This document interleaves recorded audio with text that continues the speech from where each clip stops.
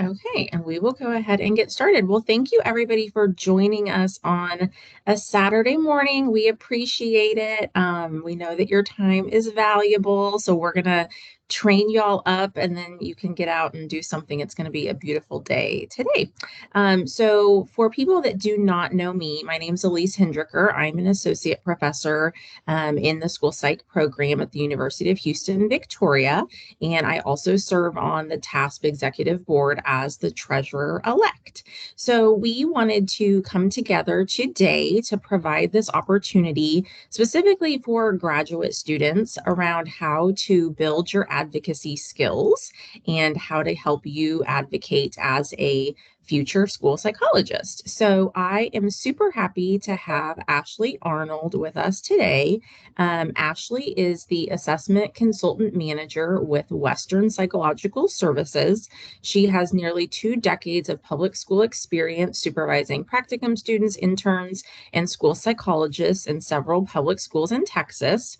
Ashley is a former president of the Texas Association of School Psychologists, and she has served on their executive board in a variety of roles for 20 years. Ashley has also served on a variety of committees for the National Association of School Psychologists, and she is the current Texas delegate for NASP, as well as serving on the board of directors as the Southeast delegate representative. And her passions are assessment, supervision, and advocating for school psychological services. So that is why she is the perfect person to come and talk to us today with all of her vast experience. So we thank Ashley for being here on a Saturday morning. So as we talk this morning, please make sure that your microphone is muted just so that we don't hear any odd background noise.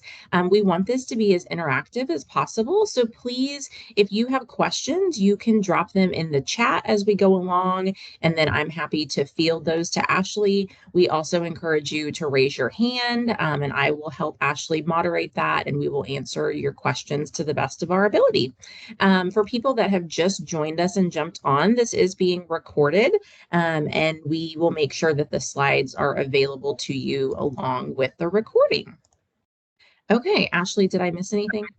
You did not. I think that is good. Thank you. Okay, awesome. Then I'm going to turn it over to you. All right. Well, welcome every morning, everybody. Well, excited to be here on a Saturday morning. I was telling Elise there's not many things that get me up and at it on a Saturday morning, but talking to grad students about school psychology in particular, advocacy will get me out of bed on a Saturday morning. So I'm happy to be here with you this morning and talk about how, as grad students, you guys can engage in advocacy. So let's start off about what is advocacy. So a definition of it is, as you see here on the screen, the act of pleading or arguing in favor of something such as a cause, idea, or policy with that.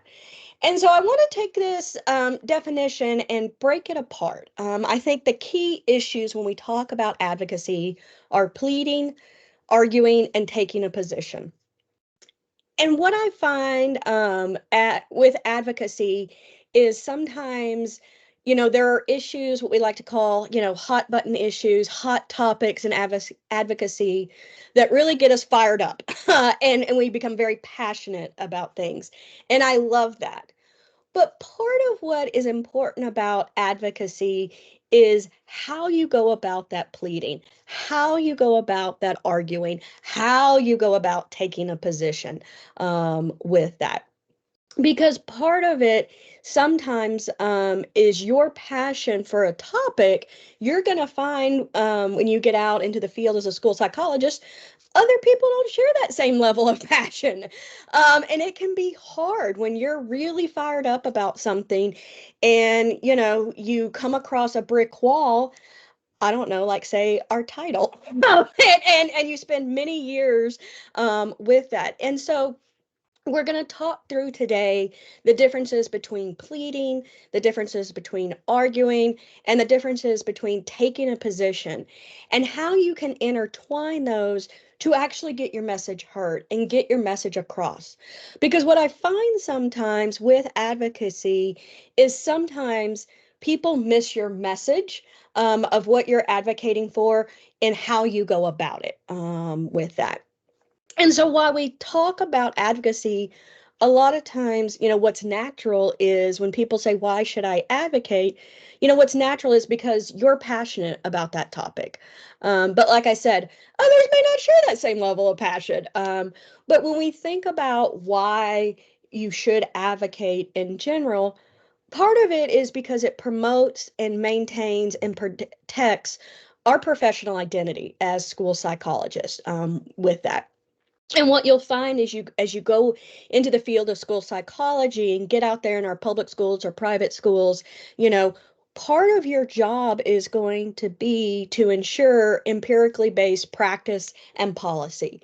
And you're going to find that from each district, each charter school, each private school, each clinic, wherever you decide to practice, that's going to vary from district to district. And you know what ultimately what you want to ensure is that the students that we're working with have access to services that are going to support their needs and going to support and getting their needs met with that.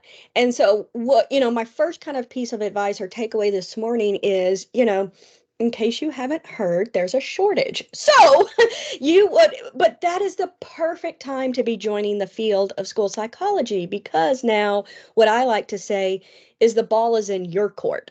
Elise and I were talking about why we love March and March Madness, so I'll stick with the basketball themes today. But the ball's in your court, and you get to decide where to take your services, where to take your skill set with that.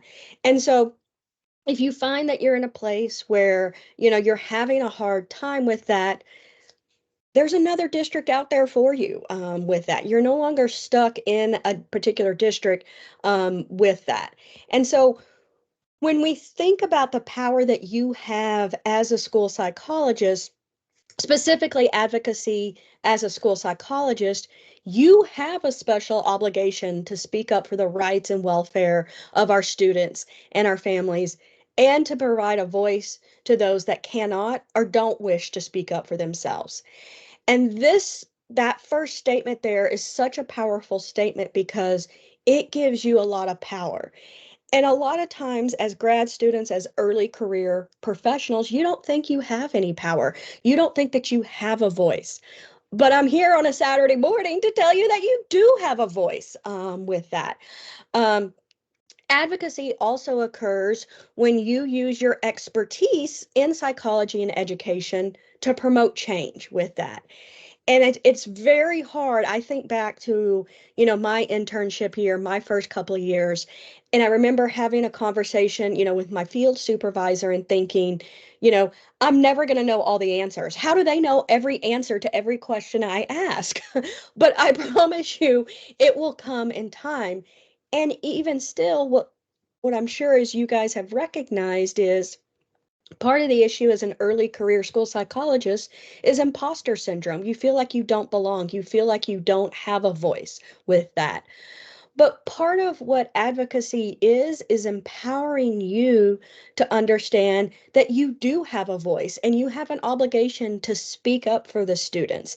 And so when you see something that's not going right, whether it's on the individual level with a particular student, maybe say they're not getting their counseling services, maybe it's at the systematic level where you're seeing maybe a campus is not handling referrals correctly, not following the MTSS process correctly with that.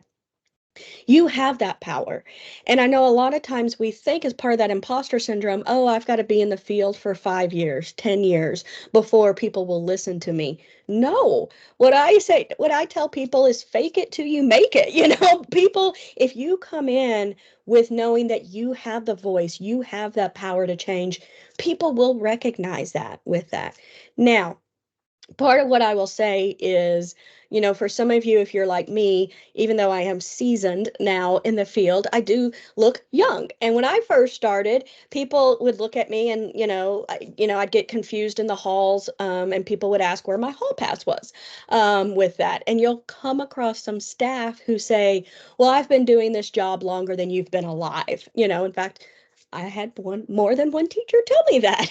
And it makes it hard when you're an early career person to think, what voice do I have with that? And so how you reframe that and advocate for that is, you know, I always would start conversations off, well, I know you've been teaching, for so many years. You have so much expertise.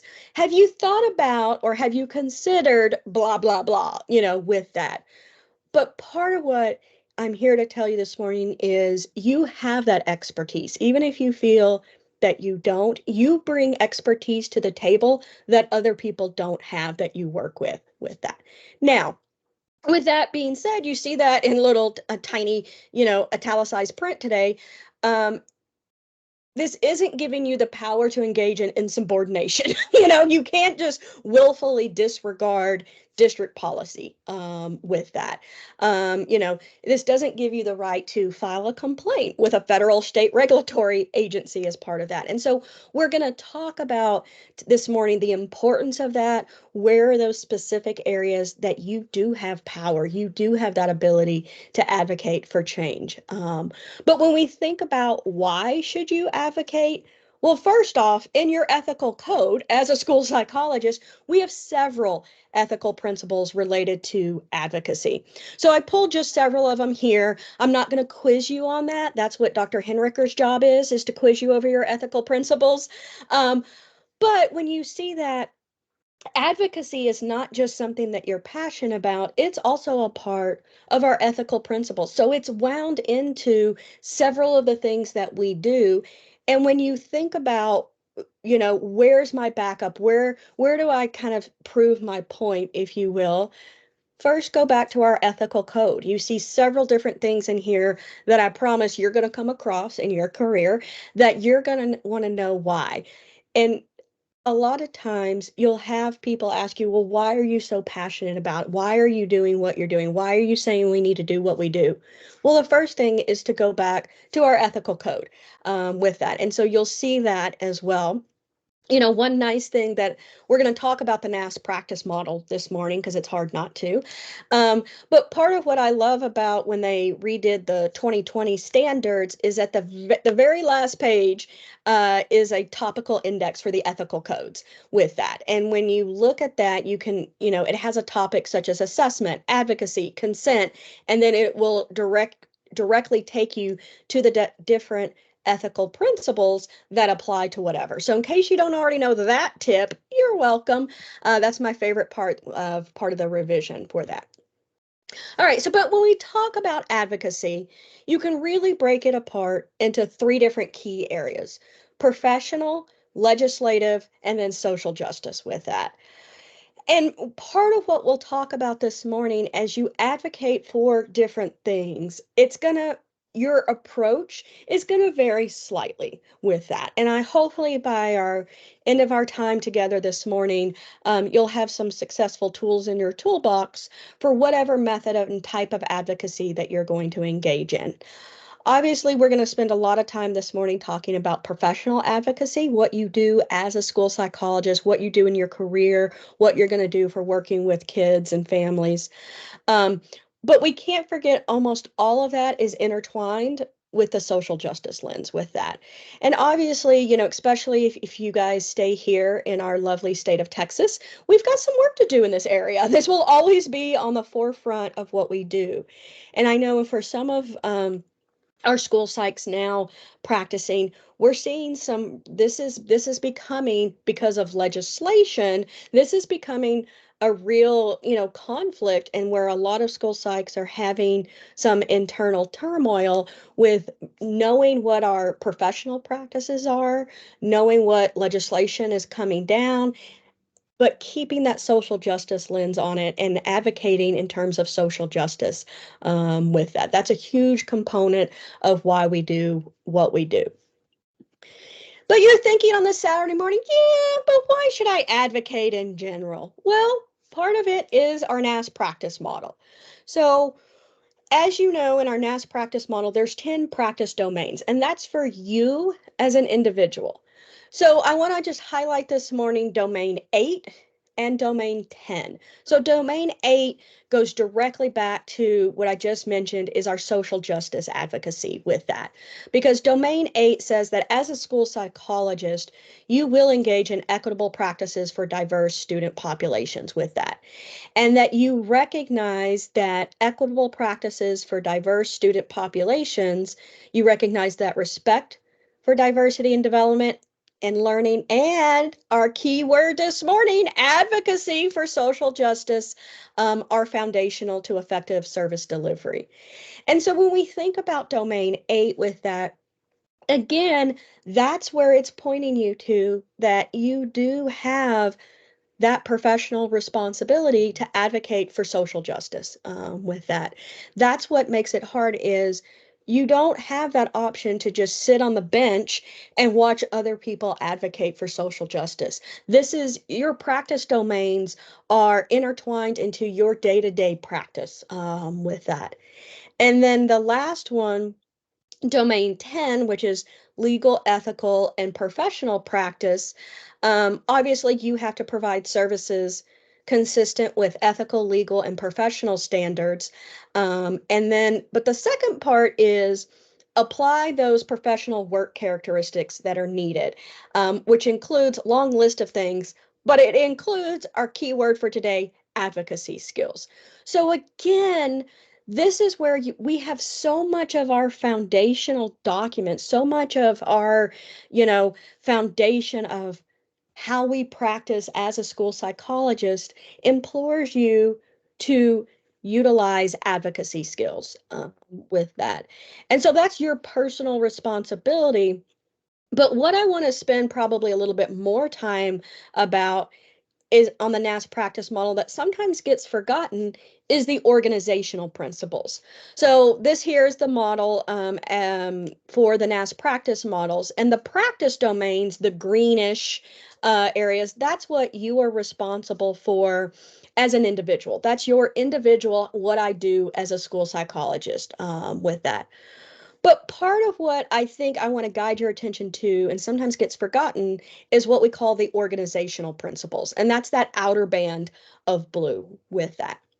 And part of why I want to spend some time this morning talking about the organizational principles is because this is where you can actually put those advocacy skills into play with that.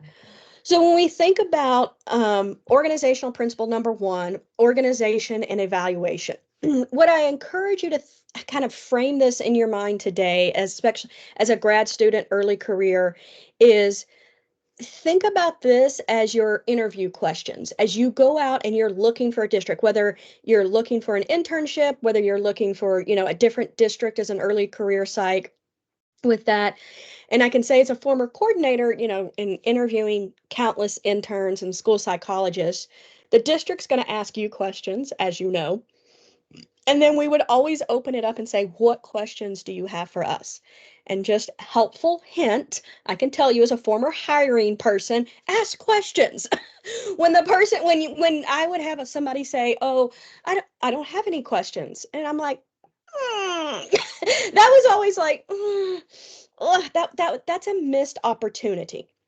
So use the organizational principles as your framework for interview questions, because as we talked about earlier, since there is a shortage in our field, the ball's in your court. So as much as the district is interviewing you, you need to have the framework of you're interviewing the district with that. And so when we think about using the organizational principles as a framework for your interview questions, so like principle number one, organization and evaluation. This is where you want to talk about and ask questions about who does my evaluation? Am I going to be evaluated by a school psychologist, or is the special education director the one that does my evaluation with that? Is the special education director, is the special education coordinator, are they a school psychologist with that? Those are some of the questions with that. You want to ask things like, is the evaluation metric that I'm judged on my performance, is that tailored specific to school psychologist, or is it one evaluation model, for all district employees with that. When you think about organizational principle number 2, this is perhaps what I think will make or break you in a district, and it's climate with that. You want to know what is the climate of that.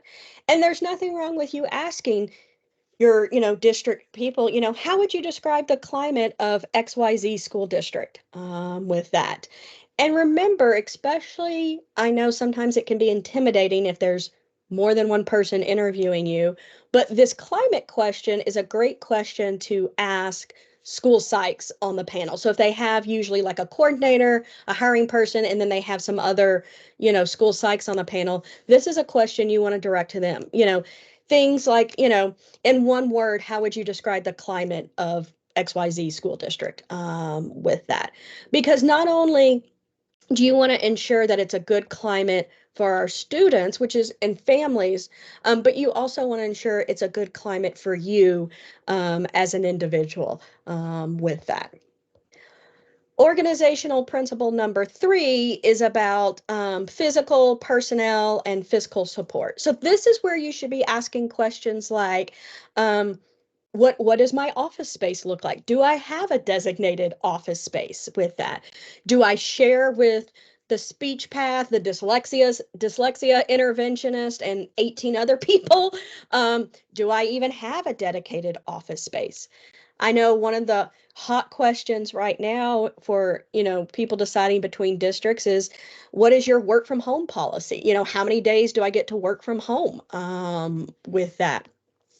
This is also where you want to ask about things like, what kind of how many test kits do I have? What does that library of test kits look like? What is the library of resources for counseling, for providing social skills? Does the district have a budget for that? Do I have to buy those materials out of my own pocket with that? Because I can tell you, organizational principle 2, climate, and organizational principle number 3, as far as personnel and fiscal support, that's day to day. That's what's going to make your job hard with that. And so that's your opportunity for that, is to find out when you're interviewing, ask questions about that. Organizational principle number 4, professional communication. So especially as you go out as an intern, even first year, this is where you want to ask, who do I go to if I have questions? How do I get a hold of that, of my supervisor with that? Do you have access to different technology? How do district personnel communicate with each other? Like, I know some districts utilize Google Chat. I know some districts utilize Microsoft Teams with that. Do we have staff meetings on a regular basis? Obviously, organizational principle number 6, supervision, peer consultation, and mentoring.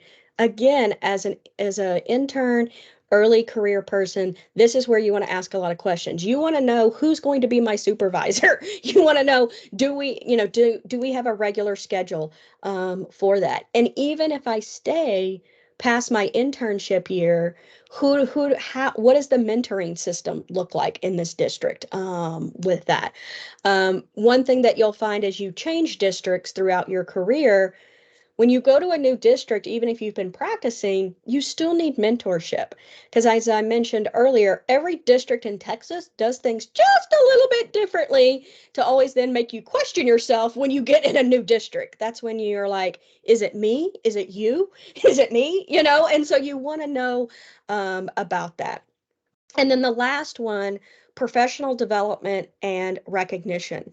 This is where a key area where you can do a lot of advocacy. So, as an intern, early career person, questions that you're asking in your interview is, how much does the district support professional development? Do you pay for a membership to TASP? Do you pay for my membership in NASP? Do you support me going to the TASP convention, NASP convention, TASP convention this year, fall, November, Allen, see you there. And then NASP convention 2025, Seattle, just want to put a plug in that. But not only do they support you, but meaning, do they pay your registration?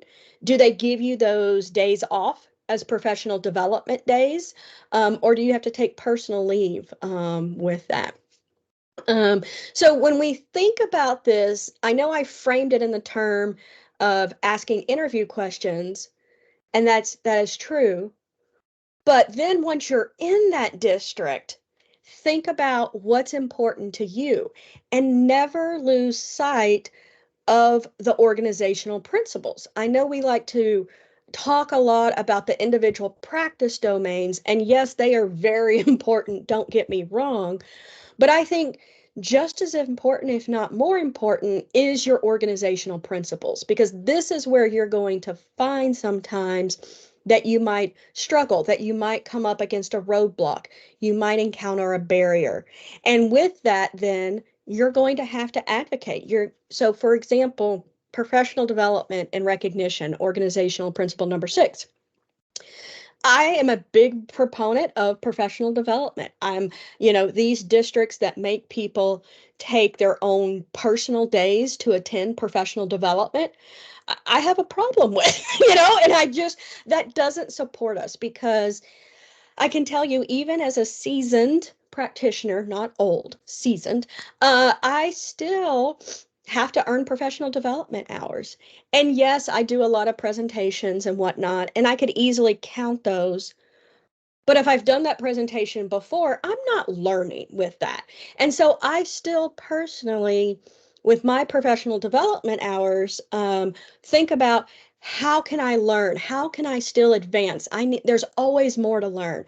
I mean, right now there's so much to learn about AI and how that's impacting our world, which that's a whole nother workshop. But the point is that's what you're going to see. So when you think about not just your individual domains, the practice domains, but when you think about those organizational principles and you find yourself in a district where maybe you're encountering some of these barriers, then that's where we get to advocacy with that.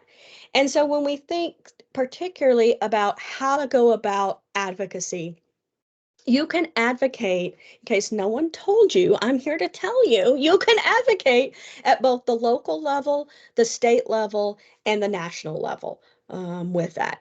And so let people, a lot of times when we instantly hear advocacy, we immediately go to state or national level.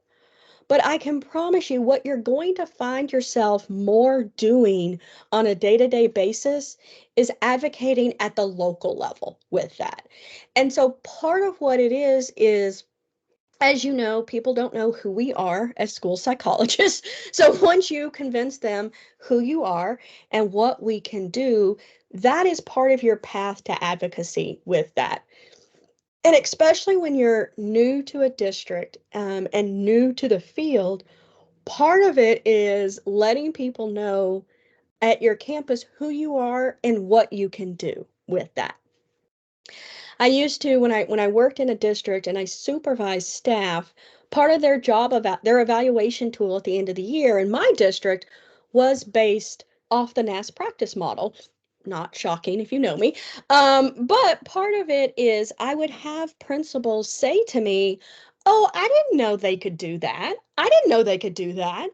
And so after I would be like, "Oh, I mean, how many times have I said it?" I still realized there's an avenue for advocacy. And it wasn't just on myself as the coordinator. I really talked to my staff about, at the individual level, you have that professional responsibility to advocate, not just in, people knowing who you are and what you do, but when you think about your day-to-day work in either doing counseling services, providing crisis services, you're going to see some of those barriers that we've talked about in those organizational principles, and how are you going to impact change with that? So we started off this morning and talking about that advocacy is arguing, pleading, and taking a position. And so one of the first steps when we talk about advocating at that local level, when we think about who to go to, what's that position we're going to take? And what is that position we're going to take, and how does it impact what the district level people say? Because as I've mentioned, district policies and procedures vary from district to district. And policies and procedures can be changed. It may not seem that they can. And a lot of times I know, when I would first be in a new district, and I'd ask questions of, well, why do we do this? And they're like, well, this is the way we've always done it, and that's not a good rationale with that. And so that's your opportunity when you get that answer of that's the way we've always done it, of using that example where I mentioned earlier of, well, have we thought about maybe doing it this way with that? But part of your key to advocacy at the local level and with district leaders, with teachers, with other of your colleagues, whether it's the speech path, the OT, is you have to find your community with that. And when you think about when you're going to take a position, whatever it might be, is whose voice can you have supporting that? Because what I found is one of the hardest things for somebody to understand your advocacy is if they think you're the lone voice advocating for that. And because then from their perspective, well, that's just one person. What does one person matter? But what I have found is you would be surprised, even at the campus level, at the school district level, how many people share your voice about it. So don't be afraid to speak up and find those like-minded individuals with that, because for advocacy, one of the keys to success is the power in numbers with that. And so don't be afraid, part of with getting and finding those like-minded people is, reaching out to people, having them know that you're there and sharing that message. Part of it is them seeing you and knowing who you are as a school psychologist. What you'll find a lot of times is it's real easy for people to think, oh, I don't know what that person does because they're in their office with the door closed and they're always on the computer, for example, but we have that power to advocate with that. So think about that, your other people involved, whether it's, speech paths, whether it's your coordinator with that. But another powerful ally when it comes to advocacy is parents. um, and then you see right below it school boards. And so I think, particularly in our current climate here in Texas, those two groups are quite powerful with that. And what you'll find, I know it was certainly true within my work in the schools and when it comes to advocating, is people tend to listen more to parents with that. And I can think about as an individual, my greatest compliment from a parent were things like after I had done an evaluation for their child and they said, "You perfectly described my child." That was the highest compliment a parent could give me with that. But now is the time to recognize, and you'll see this as you go through your career as a school psychologist, parents have a lot of power with that. And so sometimes what I see is we tend to create this adversarial view of parents, but parents are not adversarial. They're a partner with us. And a lot of times, parents will bring up concerns, and this is your opportunity to advocate with that. Because what you find is, as school psychologists, we speak our own language. We speak in acronyms. We use terms that the general public doesn't know about. And a lot of times, this is what creates confusion. That's what pops up a barrier between us and parents with that. But I can tell you, when we think about, people's minds with parents tend to go to the most negative aspect of, oh, they filed a TEA complaint, mediation, or due process. But I can tell you, as a former coordinator who dealt with all of that, 9 out of 10 times it came down to just communication with that. And there were so many missteps earlier in that process where ultimately, when you sit around that table, we all want the same things. We want what is best for their student with that. And what happens sometimes is we tend to come in with our own lived experience. We come in sometimes with tunnel vision, but we all want the same goal with that. And so when you think about parents and you think about the power they have a lot of advocacy power as well. But what I'm here to tell you this morning is use them as a partner with that. Don't view them as an adversary with that. Um, when we think about school boards, one of the things I used to always ask my district is in November, when it is National School Psychology Week or School Psychologist Appreciation Week here in Texas, is go before the school board, get on the public comment period. Now, granted, you only have like 2 or 3 minutes now, but that's a great time to highlight the work of who you are as school psychologist. Um, in particular, we'll talk in just a minute about the keys to success when it comes to advocacy. But one of the things that I always talk about is tailoring your message to that specific audience. So when you think about how you can advocate with school boards, sign up for that public comment period. And then if you find that, hey, your district is in need of a lot of mental health needs, get up and have 3-minute speech about the power that school psychologists can bring to the table in serving the mental health needs of your district. And when you think about resources that you need for that, I'm going to share some resources before our time is up today, but there's plenty of resources out there. You don't have to reinvent the wheel when it comes to a 3-minute message with that. So school boards just have a lot of power right now in Texas. And but we have the opportunity to spread positive message and advocate for what your district needs with that.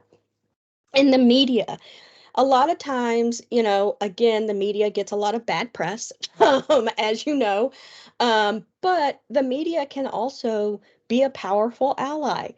For those of you, especially that work in smaller areas, rural areas, those media outlets, the newspaper, they're always looking for stories, let me tell you, and so you sending them a positive story, you sending them the press release that NASP always puts out for National School Psychology Week, that is the power of the media and sharing positive messages with that.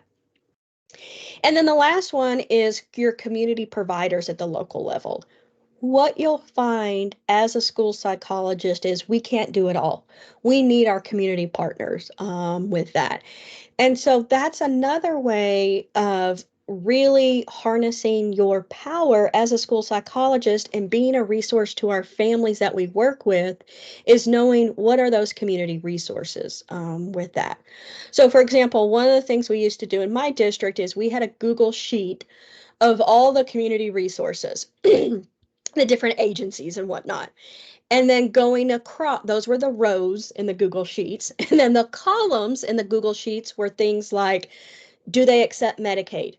Do they accept CHIP? Do they have a waiting list? Do they have bilingual providers?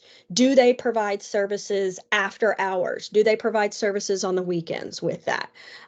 What ages do they serve?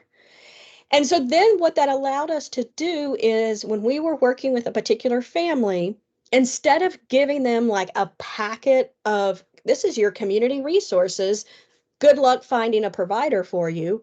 What we were able to do in that spreadsheet is then sort it because we knew they needed a Spanish speaking provider and they needed after hours.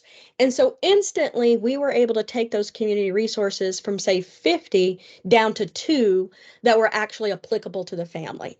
And think about it even yourself as an adult when someone says, okay, go find a doctor and, here's your list of doctors, and you just have to randomly cold call people. Well, after the second one, I don't know about y'all, I get tired of calling people, and so think about for our families when you're advocating, giving them the appropriate resources and knowing who is in your community, for a resource for families with that. So as Absolutely. we, Can I ask a question? And yeah, then yeah. also please, if y'all have questions, drop them in the chat or raise your hand. We're happy to answer any questions. Do you have any tips on how to best craft those messages or what's important to include or not include? Because I think as school psychologists, we are very data minded, but not every other group may be data minded. So, do you have any tips on what is best to include or not include in advocacy messages at the local level? Yeah, so at the local level, you definitely, what you want to make sure is that it's pertinent to that local level. So if you're talking about something at your campus, don't talk about what's happening necessarily at other campuses, and say, oh, well, that campus does it and we don't. Well, there might be a multitude of reasons, for that. You want to think about knowing the climate and the culture of that campus, knowing the climate and the culture of that district, because you're going to have to find out what matters to that campus, with that. So, for example, if you're working on a campus and, they have a need. One of the things, is, maybe, there's not enough, library time or something. I don't know with that, is collecting the data for how much library time the other campuses do. But when you think about data, you've got to bring it down simple. And what we tend to do is we overload people with facts, and you've got to really bring the data down to just a snippet, and then what is your most powerful data source with that? And that's important to who's your audience, that I'll talk about in a minute, is what matters to your school board. And so, for example, all school board meetings are public meetings. You can actually, and now since COVID, a lot of them do them, virtually or have that recording. So you can sit at home. You don't necessarily have to be up there with them, but look for the themes. What do you start to hear people frequently ask about, with that? And that's then how you tailor your message and how you present your message to them, with that.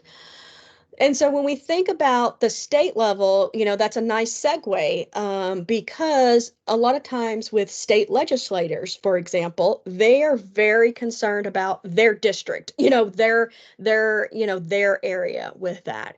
And I remember one time when I was, testifying on the floor of the Senate about the name change, and I used the message of 48 other states allow for the use of the title of school psychologist. And I'll never forget this one senator. I won't name him because he's still there. He said, I don't care about 48 other states. I just care about Texas. So that doesn't matter. And that was a big aha moment for me, is because to me, just on the surface, you would think if 48 other states are doing something, why isn't it not Texas? But that's not what mattered to him. He didn't care about 48 other states. He just cared about Texas. And so that's a part of when you think about your message, is knowing your audience, with that. And so then we had to reframe our advocacy message with state legislators, and that's when, especially with the name change, it was more powerful hearing from parents. It was more powerful hearing from other teachers, other school staff, about it, because using that fact that 48 other states allowed it, that message didn't matter, to them with that. As far as advocating within professional organizations, obviously I encourage you to be a member of TASP and NASP, but part of that is that's what your membership pays for. That's why should I join TASP or NASP, with that, is because that's the organization that advocates on your behalf. And it's not just one person. You as a school psychologist have a voice. You actually have, responsibility to your professional organization to join in those advocacy efforts with that. Perhaps our most powerful example was for the public comment period for the name change when over 1,000 people commented. And so when I talked about earlier that numbers matter, that was a perfect example because typically when a rule goes before TSBEP or BHEC and there's a public comment period, they get a handful of public comments. But in this case, we actually broke the public comment system and they had to come up with a new system. So, yay for us. But that's the power of advocacy and joining with your professional organization with that. And then the next level is the national level with that. So, again, you have federal agencies, you have legislators, but then you have to think it similar to the state level, but then you have to take it higher to it affects everybody with that. And you know, I can definitely tell you the message when I speak to my House rep. Shout out to Representative John Busey, who always champions a bill for the school psychologist task force. That's a different message that I craft than I when I meet with Senator Cornyn or Senator Cruz's office with that. And so part of what you've heard me say is part of the keys to success is thinking about your audience with that. And so whether you're, looking at the school level, the district level, the state level, or the federal level, realize that you may have to change your message each time for that audience with that. So, for example, when your objective is to implement a change at the building level, you start that conversation with your building principal with that.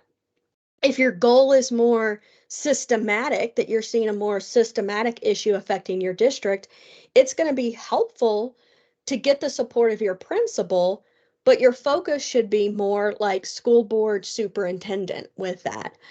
And I can tell you, having your building level principal on your side for something is very powerful. Um, I had a principal one time that the way our staffing levels worked out, his campus was assigned a one school psychologist 5 days a week. That was their sole assignment, which was pretty rare for our district at that time. But I piloted it with him and he became our biggest champion because then he went to his other little principal meetings. I shouldn't say little, to the principal meetings, and he shared how powerful it was for each campus to have one school psychologist. I had been championing that and saying that since the day I walked in those doors 7 years prior, but it took a building principal to spread that message as well.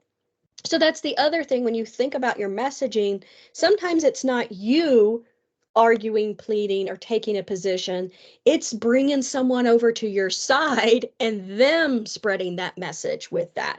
Because that's part of what you'll find in a school district is whose voice gets listened to.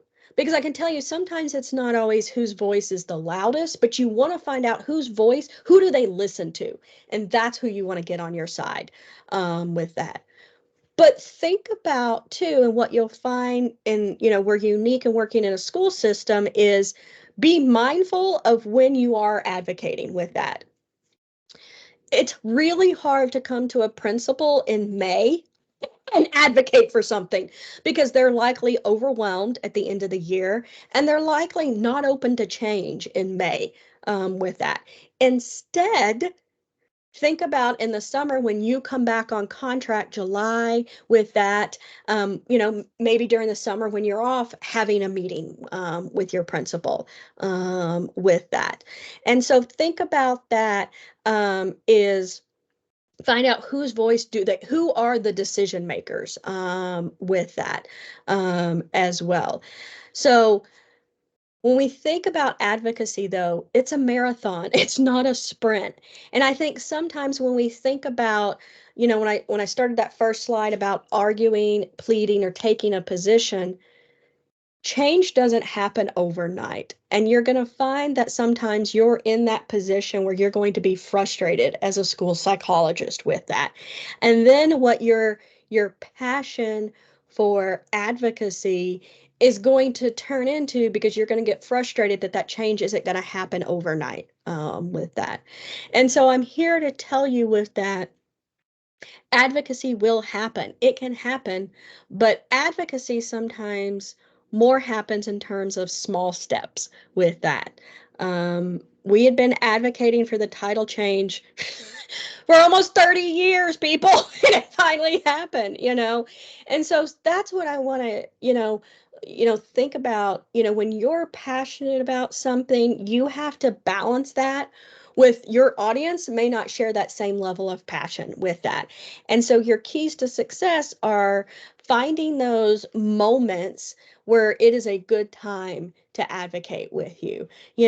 Find out, who with the legislators, when is a good time to go talk to them.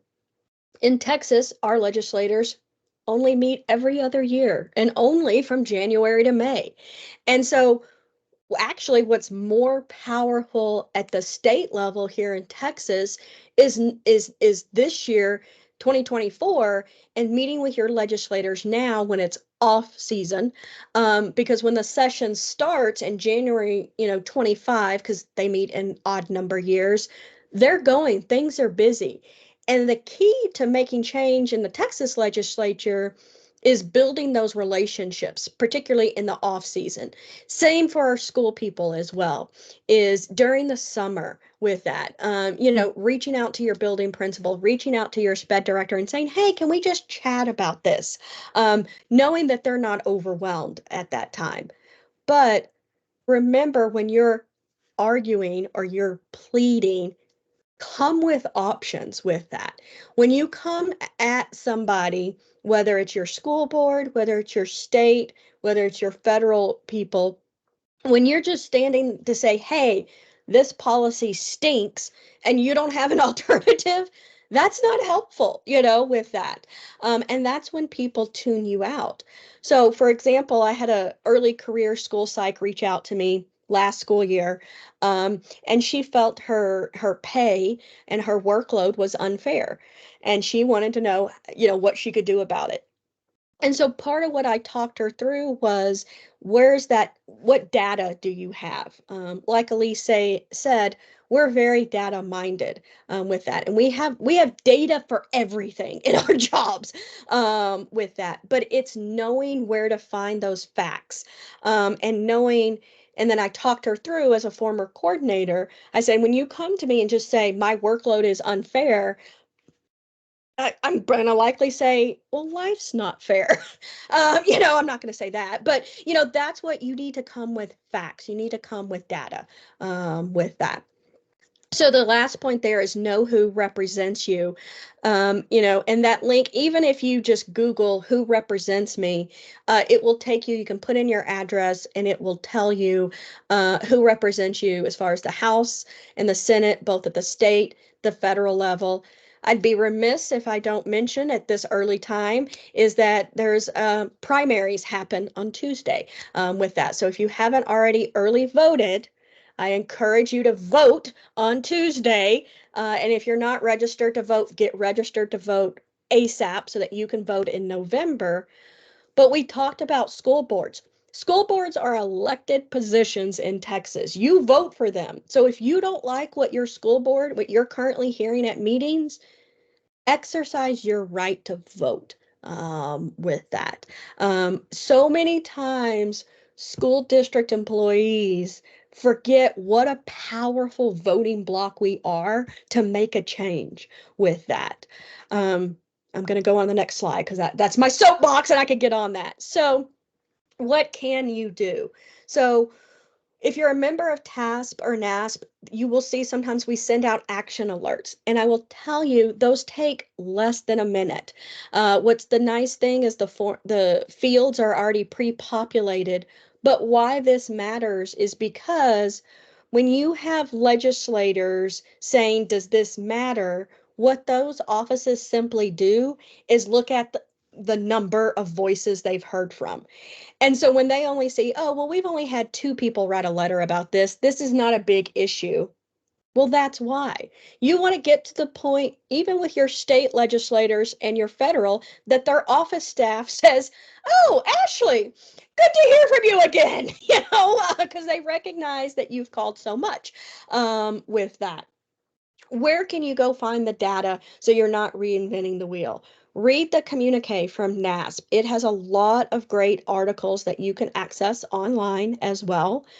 NASP also has a Policy Matters blog with a lot of great information with that. NASP also has a advocacy action center. They have an advocacy policy playbook. And then they also have excellent infographics. I will say infographics is one of the best way to share information because, like to Elisa's point earlier when we talked about we're very data minded and sometimes we can overload people with data. The infographics are a great way to break down mental health, to break down who are school psychologists, to break down crisis response in an easy to see way. They're visual, they're engaging, and people have time to read it. They don't have time to read pages and pages. And so when we think about crafting your message, it's key points, it's short points, it's no more than probably 3 to 5 points, no more than 5 points with that. Nobody has time to read all that. So keep your message short, simple, and to the point with that. NASP also has an interest group for advocacy and public policy that is open to all NASP members. I encourage you to join that in TradeWing. You can join another group. And then also, finally, TASP. Every time there's a legislative session, we will have a legislative platform. It's currently on the TASP website.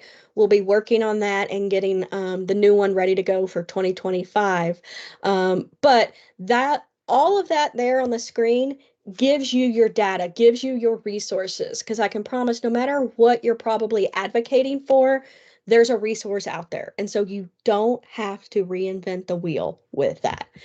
And then finally, there's my contact information. If you want to, shoot me a quick email, ask a question, always helpful, eager to answer questions, and, let you know you're not alone in this process with you with that. So with that, I'll see if we have any questions. Ashley, there are a few questions in the chat, and I know we only have a couple minutes, so I'll try to summarize them. You talked about how to gain data. Do you have any pointers for specific data around like caseload and workloads that people might be able to use to advocate? Yes, so TASP, we have a shortage and workforce committee that Dr. Henriker formally chaired with a lot of data. So even on the TASP website, we publish the current ratios. It's divided up by the different regions, Educational Service Center regions of Texas. It also has salary. It also has the ratios of counselors and diagnosticians as well. So that is a great source as well. As far as workload data, that's a hard one. And I'm going to tell you it's a hard one because workload varies from district to district. It varies whether as a school psychologist, do you have a diag that you're working with? Do you do just EDAU evals? And so workload is one. I do have some data from other states that I'd be happy to share. I know the committee is continuing that, but I will tell you the data around that is hard. But TASB, the Texas Association of School Boards, does have a recommendation. I believe it's 80, the last I looked, with that. But I will say that number is just so subjective in our state of Texas because our role varies so much. Great, thank you. Another question was, with our shortage, do you find that districts are trying to advocate for us, and how do principals and administration actually learn what we do? I think with the shortage, I don't know that I see that schools are advocating for us because I find, what I find is they're aware that there's not enough of us, and so districts are getting creative and trying to get those needs met. And what I see is, I think building principals still don't understand the true value of what a school psychologist can do with that. I think they tend to think just in terms of evaluations. um, Texas is very compliance driven with that. And so that seems to lead everyone's mind. But part of what you can do to get your, like I said, your building principal to advocate for more school psychologists, one of the things is find out of how much money they're spending on a contract person, on a contract company.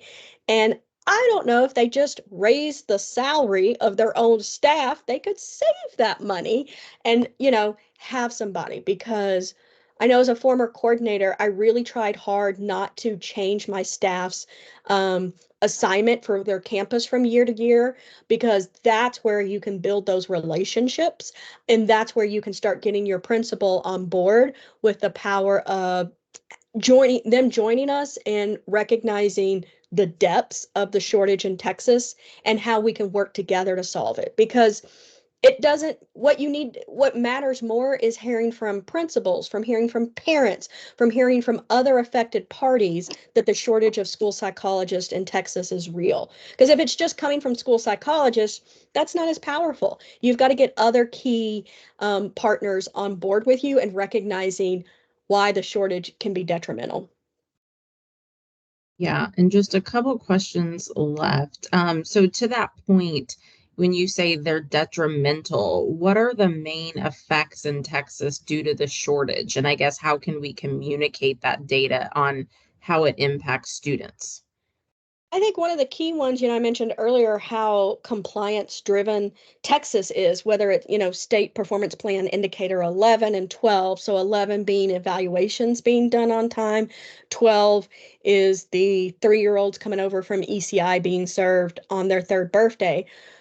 And that's a key data point as well, is what is your district's SPP 11 numbers and 12 numbers? But also think about um, what about related services like counseling?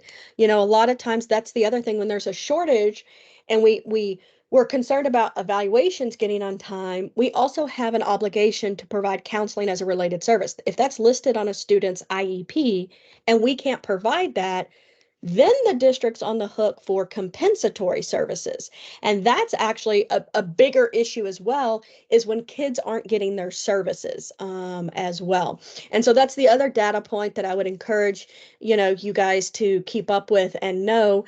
Um, when kids don't get services, it's not just a legal compliance thing, that's also an ethical thing as well, because we're here for our students.